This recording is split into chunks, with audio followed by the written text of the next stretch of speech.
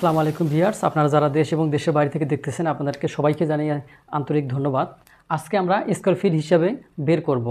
অনেক সময় আমরা ছাদের মাপ অথবা আমাদের জমির মাপ কিন্তু আমরা এই স্কয়ার ফিটে বের করতে পারি না, অথবা বের করলেও সমস্যা হয়, বুঝতে পারি না। তো আজকে আমরা এই জমির স্কয়ার ফিটে বের করব। এইভাবে কিন্তু আপনারা ছাদেরও স্কয়ার ফিট বের করতে পারেন, সিস্টেম কিন্তু একই। তো এখানে যেই মাপগুলো আমি এখানে 3 রকমের মাপটা নিয়েছি, অর্থাৎ এই জমিগুলো দেখলে সব কিন্তু একই সাইজ হয় না, অর্থাৎ বিভিন্ন সাইজের এই জমিগুলো হয়ে থাকে। আপনারা জানেন যে এখানে একটা আয়তাকার আছে, এখানে ট্র্যাপিজিয়ামের মতো আছে, এখানে ত্রিভুজের মতো আছে। তো এই আকারে থাকে, আবার এর থেকে কিন্তু আরও ব্যতিক্রম আকারে থাকে। তো আমরা মোটামুটি আজকে এই 3টের সম্পর্কে জানব, আর এই 3টে সম্বন্ধে জানলে আমরা বাকিগুলো নির্ণয় করতে পারবো। তো যাই হোক, আমি এখানে এই জমিটার অথবা এই স্ল্যাবটা যদি মাপটা আমি নেই, আমাদের এখানে এটা হচ্ছে 30 ফিট, এটা হচ্ছে 20 ফিট, 20 ফিট। এই 30 ফিট 20 ফিট এটা কিন্তু একটা আয়তাকার জমি হলে খুব সহজেই আপনারা স্কয়ার ফিটটা বের করতে পারেন। দুইটা গুণ করলেই আপনার স্কয়ার ফিটটা বের হয়ে যাবে, এতে সমস্যা হবে না। অনেক সময় দেখা যায় এটা একরকম আছে, এটা একরকম আছে, এটা একরকম আছে। অনুরূপভাবে এইখানে দেখেন, এইটা হচ্ছে বড়, এটা হচ্ছে 60 ফিট, এটা 30 ফিট, আবার এটা হচ্ছে 28 ফিট, এটা হচ্ছে 35 ফিট। এই দেখেন, এটা কিন্তু 4 রকম মাপ দেওয়া আছে। এখানে দেখেন, এটা আবার এই দিক থেকে আছে 35 ফিট, এইখানে এটা আছে 32 ফিট। এইভাবে কিন্তু মাপ আছে। এর 3টা মাপ জানার দরকার নেই, 2টা মাপ নিলেই আপনি জমির পরিমাণটা বের করতে পারবেন। তো যাই হোক, আমরা এই সহজে এইটা থেকে শুরু করব, তারপর এটা করব, এটা করব। তো এই মাপটা কিন্তু 30, এদিকেও কিন্তু 30, এদিকে 20, এদিকে হচ্ছে 20। আমরা এটা আয়তাকারও বলতে পারি, অনেক সময় এটা বর্গাকারও হতে পারে। তো একই, অর্থাৎ আয়তাকার বর্গাকার আপনার দৈর্ঘ্য প্রস্থ গুণ করবেন, আপনার স্কয়ার ফিট হিসেবে বের হয়ে যাবে। এখন দেখেন, আমি যদি এটা নির্ণয় করতে যাই, তাহলে আমাকে কি করতে হবে? এই যে 30, আমাদের যেহেতু 2টা মাপে একই, আমরা একটা মাপ নিলাম, গুণন এই যে 20, আমরা এটা যদি গুণ করি তাহলে আমাদের কত? 3 দুগুণা 600 স্কয়ার ফিট বা ফুট। এই হলো এই জমিটার মাপ। এটা কিন্তু স্কয়ারে বের করলাম আমরা। এরপরে আমরা পরের অংশতে যাব। তো যাই হোক, আপনারা এটা ছাদের হিসাবে অথবা জমির হিসাবে কিন্তু বের করতে পারেন। এরপরে আমি এইটা আসব। এইটা আসতে গেলে আমাদের দেখতে হবে, এখানে মাপ আছে আমাদের 4 রকম। এখানে কি আমরা গড় মাপ করব, অর্থাৎ দৈর্ঘ্যর একটা গড় করব, প্রস্থর একটা গড় করব, এরপর আমরা স্কয়ার ফিট বের করব। এখন দেখেন, এখানে কত আছে? 60, এখানে আছে 30। এটা দুইটা দুই রকম। এই দুইটা আমরা কি করব? গড় করব। আমরা যদি এইভাবে গড়টা করি তাহলে আমরা কি করব? এই যে 60 যোগ 30, আমাদের এখান থেকে বের হবে 90। এটা কিন্তু ফিট। এখন এই 90 ফিটটাকে আমরা কি করব? 2 দ্বারা ভাগ করে গড় নিয়ে আসব। তাহলে 90 ভাগ হচ্ছে 2, তাহলে আমরা এখানে কত পাবো? 45 ফিট পাবো।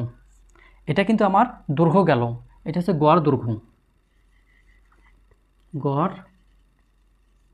দৈর্ঘ্য। এখন আমাদের কি দরকার? গড় প্রস্থ দরকার। গড় প্রস্থ কি? আবার এটা দেখি, এইদিকে কত আছে? 28, এদিকে আছে 35। তাহলে আমরা লিখতে পারি যে 28 যোগ 35, 28 ফিট যোগ 35 ফিট। আমরা এটাকে যদি যোগ করি তাহলে আমাদের দাঁড়াবে 63 ফিট। এই যে 63 ফিট। আমরা অনুরূপভাবে কি করব? এটার গড় বের করব। গড় বের করতে গেলে যেহেতু 2টা মাপ আমরা যোগ করছি, এই 2টা মাপ আমরা 2 দিয়ে ভাগ করব।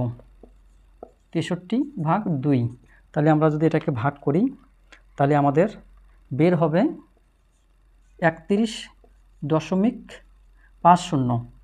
এই যে বের হয়ে গেল।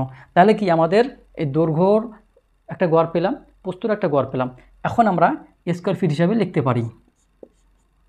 আমরা এটা নেব 45 ফিট, এবং এটা নেব কত? দৈর্ঘ্যটা আমাদের 41.5 ফিট। এখন আমরা এটা গুণ করব, তাহলে আমাদের দাঁড়াবে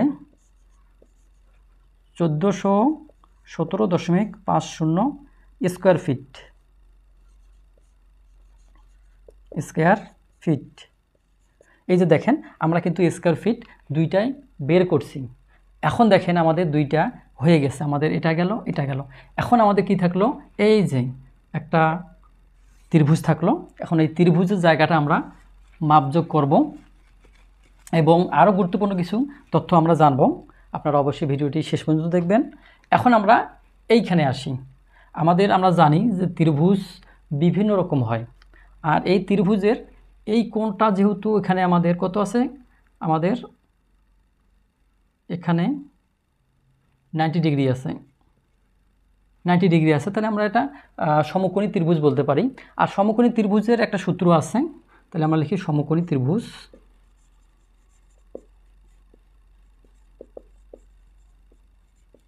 সমকোণী ত্রিভুজে কি জানি আমরা জানি যে হাফ দৈর্ঘ্য গুণন হচ্ছে প্রস্থ। এই যে দেখেন আমাদের কিন্তু এই জায়গাটার মাপ বের করা মোটামুটি শেষ। আমরা মান বসে দিলে কিন্তু শেষ হয়ে যাবে।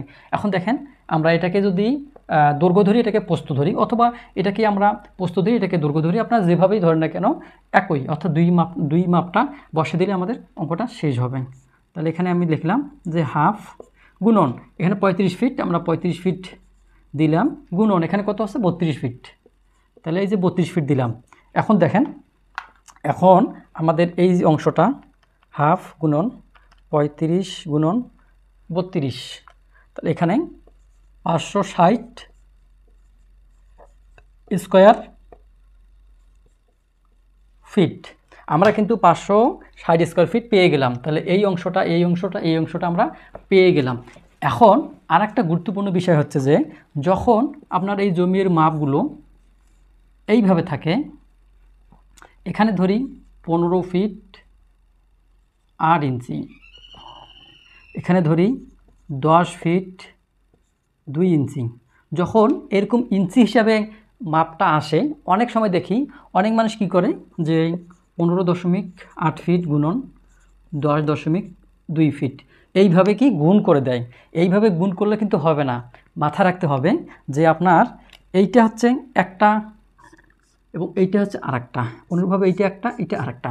প্রথমেরটা হচ্ছে ফিট, মনে রাখবেন যে প্রথমেরটা কি হবে, ফিট হবে, এর পরেরটা হবে ইঞ্চি। তাহলে ফিট আর ইঞ্চি একত্রিত করা যাবে না, এইটা বিষয় মাথায় রাখতে হবে। আর জমির যখনই আপনি এই মনে করেন যে 2 ইঞ্চি আমি কি হিসাবের জন্য সুবিধার জন্য ধরলাম না, এই 2 ইঞ্চি যদি না ধরেন তাহলে আপনার এখান থেকে এই অংশটা পুরোপুরি 2 ইঞ্চি করে পুরো জায়গাটা বাদ দিতে হবে। তো আপনারা এইভাবে একুরেটভাবে করবেন, এটাকে ফিট নিয়ে আসবেন, এটা তো ফিট আছেই, তাহলে দুইটাই ফিটে আপনারা গুণ করবেন। এখন দেখেন কি করবেন, এখন সাধারণভাবে যদি আসি, এই যে 15 ফিট যোগ আমি এই 8টাকে ইঞ্চিটাকে ফিটে নিয়ে আসবো, সেক্ষেত্রে কি করব, সেক্ষেত্রে এই যে উপরে 8 ভাগ হচ্ছে 12। এখন এই 12টা কোথা থেকে আসলো, আপনারা জানেন যে এই যে 12 ইঞ্চি সমান 1 ফিট, এই জায়গা থেকে কিন্তু আসলো। আর যেহেতু আমি এটা পুরোটাই আপনাদের সুবিধার জন্য বলতেছি, অবশ্যই আপনারা মাথায় রাখবেন। আর অনেকেই কিন্তু এই সাধারণ বিষয়গুলো জানে না, বা জানা থাকলে অনেক সময় ভুলে যান, এটা চিন্তার বিষয়। তো যাই হোক, এখানে কিন্তু দুইটাই ফিট আসছে। আমি এই কাজগুলো আমরা করতে করতে আমাদের মুখস্থ হয়ে যায় যে কত ইঞ্চিয়ে কত ফিট আসে, আমরা হুট করে কিন্তু বলতে পারি যে এটা এত আসে। আর আপনারা যদি মুখস্থ না থাকে তাহলে আপনারা কী করবেন, সেটাকে 12 দ্বারা কি ভাগ করবেন। এখন আবার অনুরূপভাবে এটা গেল, এটা একটা কিন্তু গেল, এর সাথে কি হবে আরেকটা, এই যে 10 ফিট যোগ আবার কি করতে হবে, এই যে 2টাকে 12 দ্বারা ভাগ করতে হবে। এখন দেখেন এই দুইটা কিন্তু ফিটে নিয়ে আসলাম, ফিটে আপনারা গুণ করবেন, এটাকে পয়েন্ট হিসাবে কখনো নেবেন না। এখন আমার কত হলো, আমি যদি এটাকে করতে যাই তো আমার মুখস্থ আছে, আমি লিখতে পারবো যে 15.8, এই 8 ইঞ্চিটাকে ফিটিয়ে নিয়ে আসলে আমরা কত দিব, সেটা আমরা যদি এই ক্যালকুলেটারে যদি করি তাহলে দেখেন 8 ভাগ হচ্ছে 12, তাহলে হচ্ছে কত বের হচ্ছে 6.66, এই যে 0.67 ধরলেন, এটা ফিটে আসলো। অনুরূপভাবে যদি আপনারা এইটা করতে যান, 10 গুণন এই 2 ইঞ্চি, 2 ইঞ্চি আপনারা যদি অনুরূপভাবে 2 ভাগ হচ্ছে 12 দেন, তাহলে আপনার তো কত আসবে? 0.16 বা 17, তাহলে হচ্ছে 17 আপনারা গুণ দিলেন। এখন পুরো কাজটা করি, 15.67 গুণন হচ্ছে 10.17, তাহলে এই যে দেখেন এখন আপনাদের মান আসলো 559.36 স্কোয়ার ফিট। এই যে এখন কিন্তু আপনাদের এই মানটা বের হয়ে গেছে। আপনারা এখন কি করবেন, যদি জমির মাপ দেন, এটা কিন্তু স্কোয়ার ফিট বের করলাম। এখন যদি আপনারা জমির মাপ দেন, মনে করেন যে আমার এই জায়গাটাতে কত বের হয়েছে, 1500 স্কোয়ার ফিট বের হয়েছে, স্কোয়ার ফিট বের হলো। এখন এটাকে যদি আপনি 720 দ্বারা ভাগ দেন, তাহলে কাঠাতে বের হয়ে যাবে। তাহলে কাঠাতে বের হয়ে গেলে কত, 1500 ভাগ হচ্ছে 720, তাহলে আপনার এখানে 2.083 কাঠা। এই যে কাঠা, অনুরূপভাবে যদি আপনি এটাকে শতকে বের করেন, তাহলে শতকের যে মাপটা সেটা আপনি বসে দিবেন, অর্থাৎ 335.6, এটা দিয়ে ভাগ দিলেই আপনার 1500 ভাগ হচ্ছে 435.6, এখানে 435.6, 435.6, তাহলে 435.6 দিয়ে যদি করেন, তাহলে আপনার হচ্ছে 3.44%। এইভাবে আপনি জমির মাপ এবং স্ল্যাবের মাপ এবং যে কোনো জায়গার স্কোয়ার ফিট হিসাবে মাপটা বের করতে পারেন। তো আমি আর কথা বাড়াবো না। আর এরপরও যদি আপনাদের কোথাও বুঝতে সমস্যা হয়, অবশ্যই আপনারা কমেন্টে জানাবেন। আর নতুন হয়ে থাকলে চ্যানেলটি সাবস্ক্রাইব করবেন। আপনারা ভালো থাকবেন, সুস্থ থাকবেন। আজকের মতো বিদায়, আল্লাহ হাফেজ।